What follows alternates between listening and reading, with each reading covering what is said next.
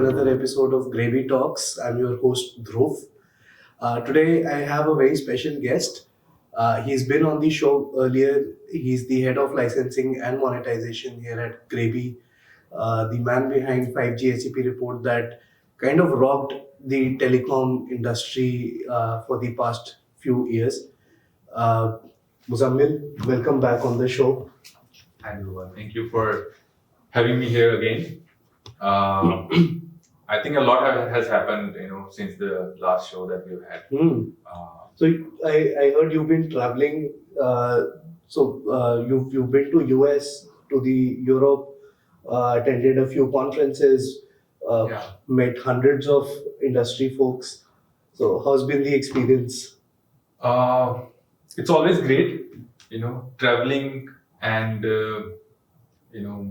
meeting the thought leaders, getting to know their thoughts and what they are up to, where the industry is moving, and what all the companies, the big giants of the IP giants in the industry, what they are trying to do or trying to achieve. Last time we talked about 5G, I think it's been like in all the conferences and all the meetings that I've had, whenever we talk about high tech, 5G or the SCP is one of the very hot topics in the industry. Be it like SCP licensing, be it like the FRAND, the FRAND rates, the global setting of the rates by some of the courts. Be it like declarations, over declarations. But everyone wants to talk about SCP. Absolutely. And I think for today's show also, I was hoping to cover all of these topics, around 5G, what's in for 6G, the EU regulations, the, global setting of rates by some of the national courts. A lot has happened in 2023 and early days of 2024 already in this domain. Let me kick off by understanding from you the overall situation of the 5G SEP. Like we said, there's so much happened. A lot of cross licensing deals have happened. Nokia recently said that they're almost done with all their primary licensing deals. Yeah. What is next for the 5G SEP domain? Well, I think the last couple of years were the years where all the big companies, or I'd say the companies who were already, having the licensing agreements, were locking horns when it comes to 5G. Now that has ended, with Nokia giving a statement that we have already licensed, or renewed most of their license agreements. Now the time has come that the smaller players who were not yet licensed but are implementing 5G, because telecom is kind of a domain or a technology, at this point in time, that communication is so important for each and every domain, each and every industry, that you, in one way or the other, either you are going to use 5G, Wi-Fi 6 or 7, when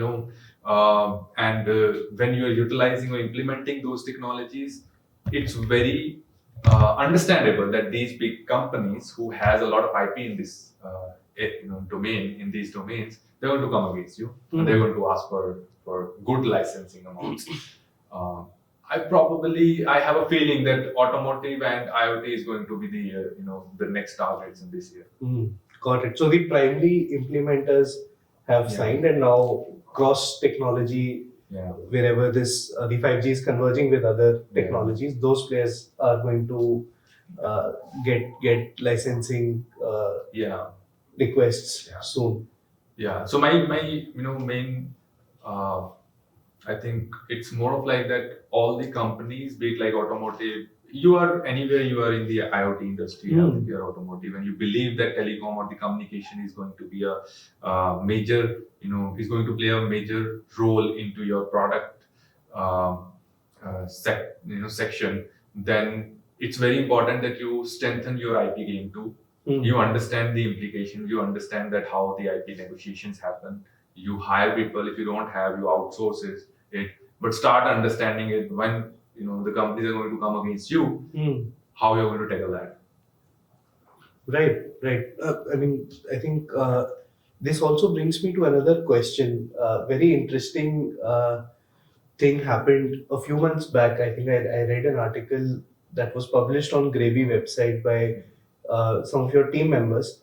And I think in one of the internal analysis, your guys found out that there's a strategy in play where one patent is being declared to more than one standard.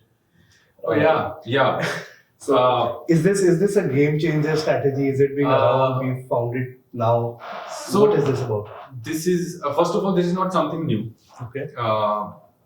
So I've had discussions on this with multiple parties, multiple clients, and thought leaders of the industry, and we gathered that this is not something new, but still a lot of industry experts are not doing it or are not aware of this as of now.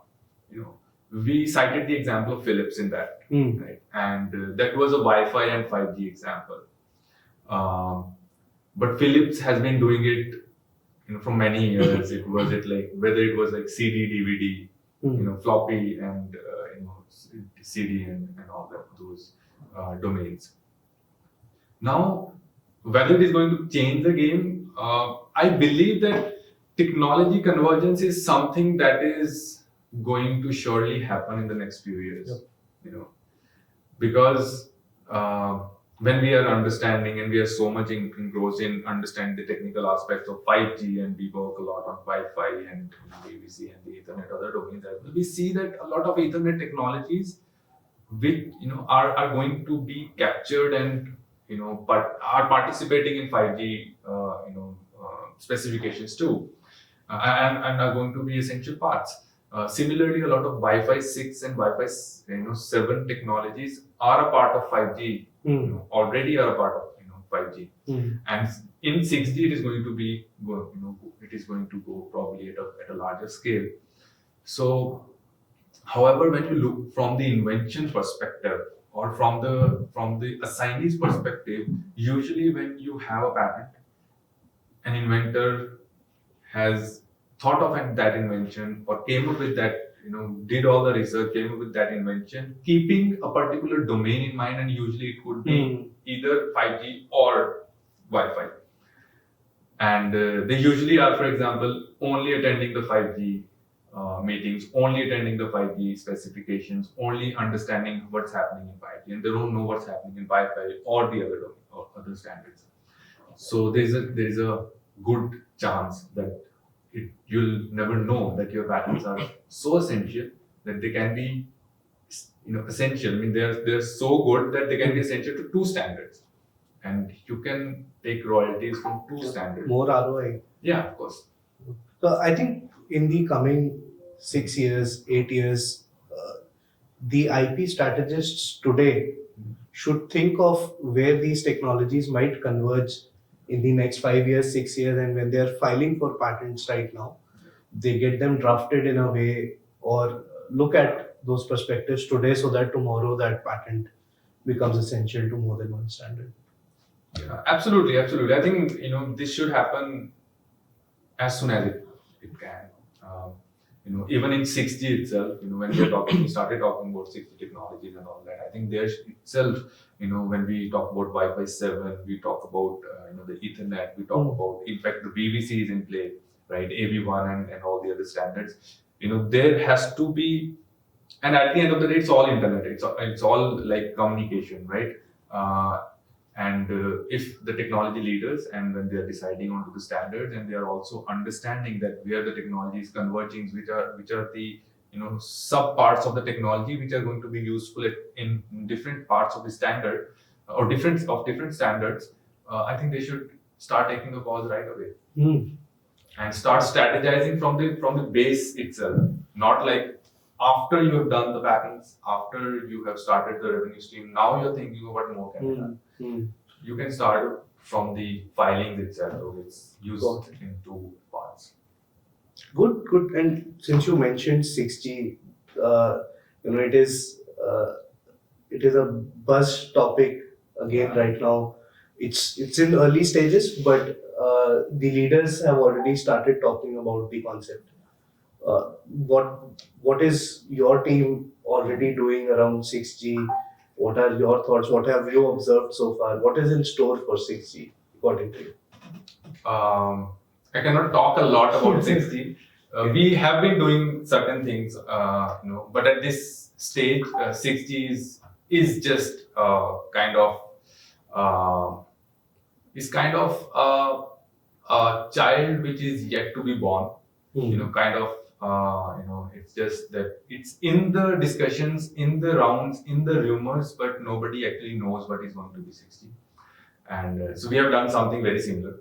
Okay. What I'm talking about, that trying to understand, but where the technology is going to be, like the convergence is going to be happening. What are going to be the very important aspects which should continue to 6G from 5G itself, right?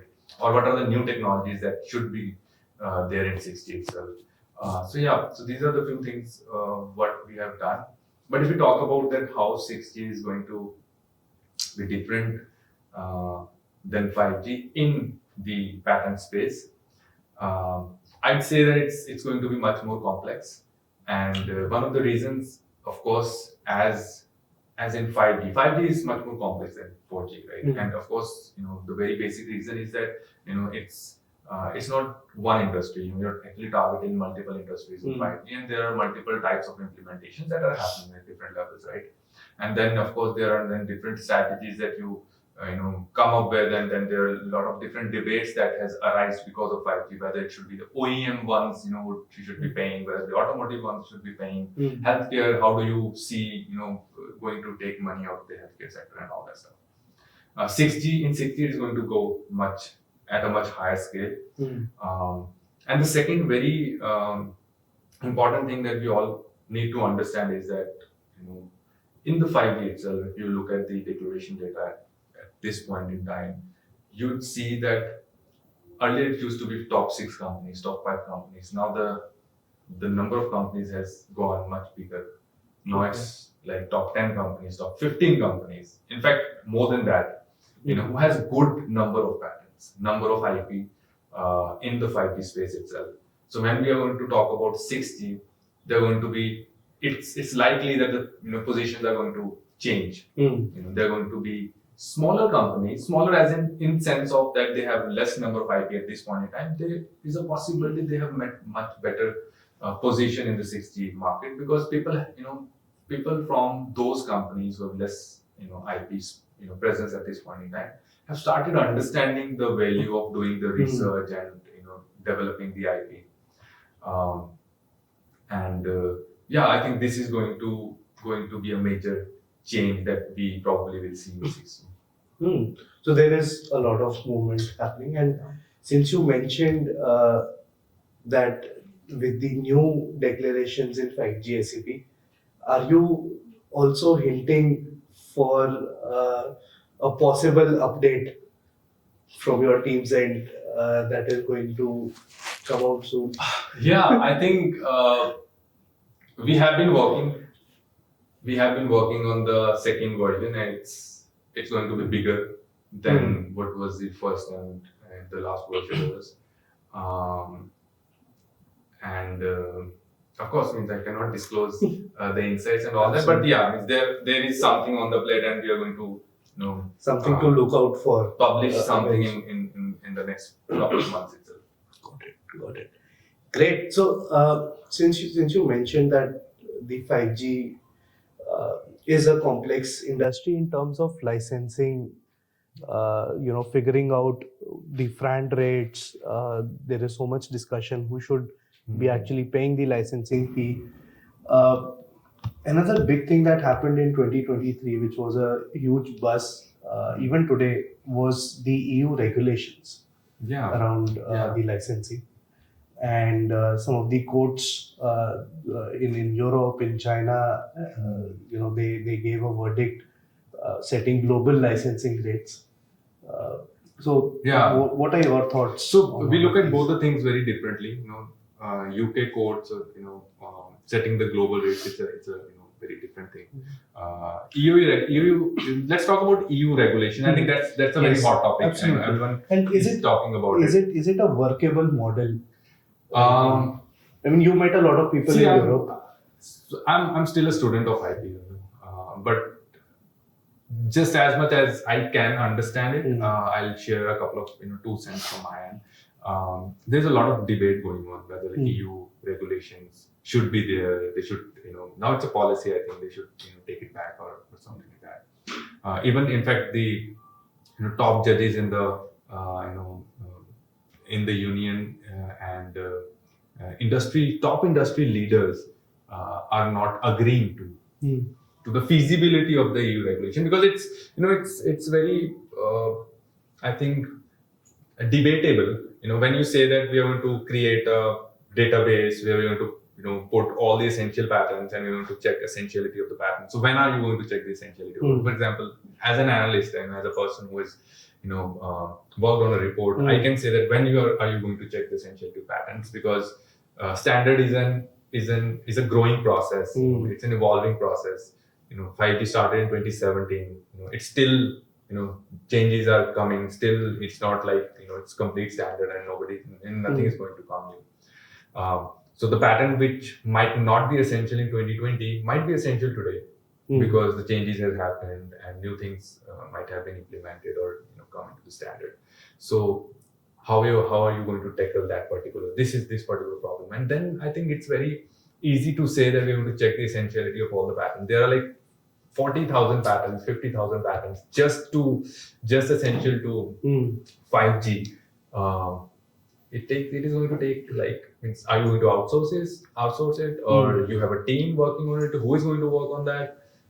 There are a lot of unanswered questions that they should be answering if they are really continuously turning this adds cost. Yeah, and if at the end they are able to do it, then I would say that it is going to help, because at the end of the day, when you are doing licensing negotiations or you are in a litigation, how much is the essentiality ratio in your portfolio? It plays a good role. It plays a huge role, right?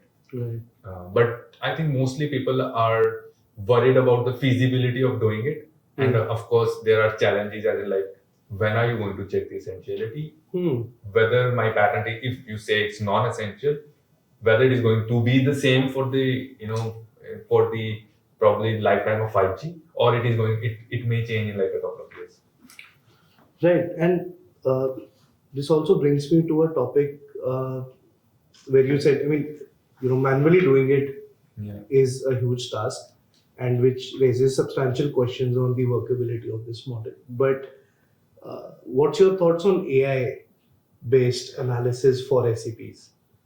Is that something workable? Because again, it is a buzz where there are AI-based models that are checking essentiality and churning out insights. I'll say this is the second most important topic that, or the second most talked about topic in the past 1 year. So in every conference, one thing that we are talking about is, of course, the SEPs, and the second thing that we are talking about, the role of AI in the industry. But when you combine both the things, that the role of AI in checking the essentiality of patents, and how do you look at that? I think I'll share my comments from an analyst perspective, from the perspective who has done the report. When you are analyzing a patent, especially in the telecom space, there are very small differences in the patent technology or the inventions in the telecom space. There are 40,000 patents. There would be very silver lining. Okay, only when you're manually analyzing, sometimes you get confused. Okay, so this patent is talking about this, the other patent is also talking about the same thing, but there is a very minute difference, right? I think AI has not yet come to that level that it can change that, or it can understand that particular minute level of difference. And the second thing is that we have tested, we've run some tests, because we have a data set, right? We have done manual analysis. We try to train the AI model, on our own. So far, it has not given us the results that we would say that we can utilize in the actual report At par or with- or in the licensing or the litigation negotiations. So I think at this point in time, manual SCP check is going to be the key. Okay, so very interesting insights, Muzammil, and I think finally I wanted to ask you about what other standards are coming up, in 2024, in coming years. What are other few standards that are going to take the market as a storm and should look out I think what 5G has done in the last couple of years, a lot of buzz around 5G, and of course, 5G itself has taken the SCP debate up, to the next level. Now the journey is going to be joined by VVC and Wi-Fi 6 and 7. Wi-Fi 7 is also going to be in the picture in very soon. So Wi-Fi 6 and 7 and VVC, they're going to join in 5G in this year and the next.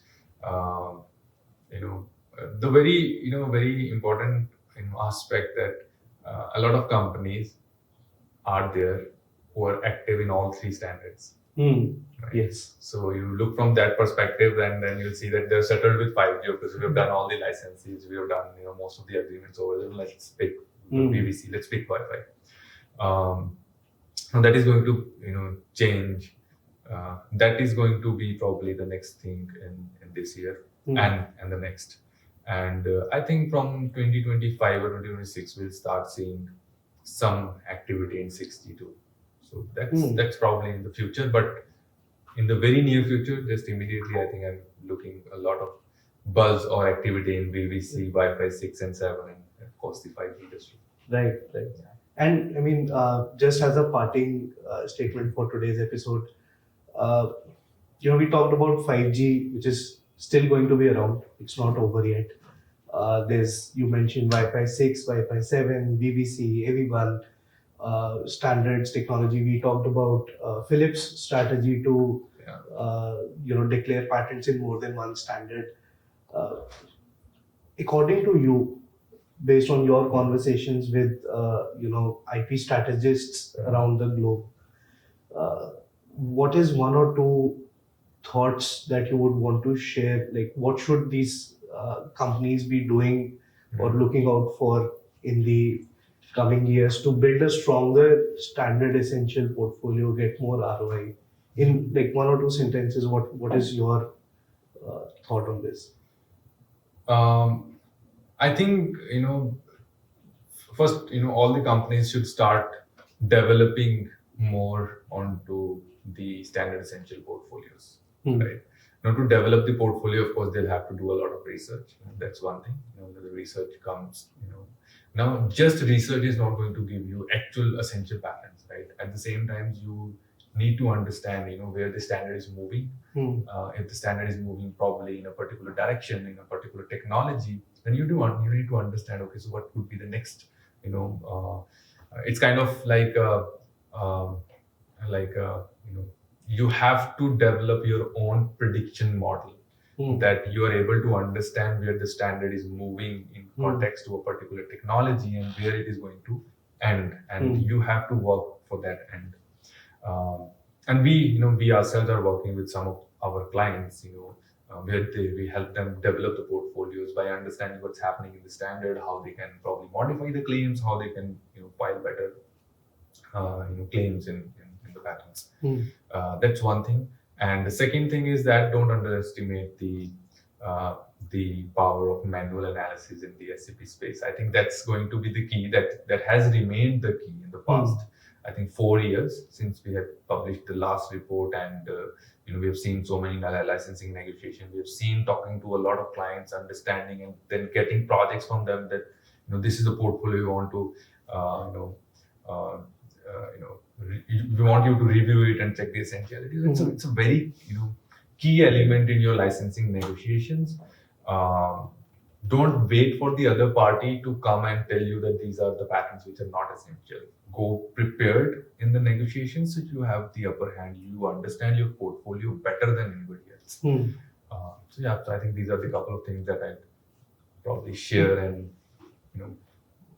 Excellent, excellent. I hope everyone finds these insights helpful, this discussion helpful. Uh, Muzammil, once again, it was a pleasure having you on this. Thank And you so much. hopefully, we will have you again on another episode of GreyB Talks. Sure. Thank you so much. Thank you, everyone. Bye.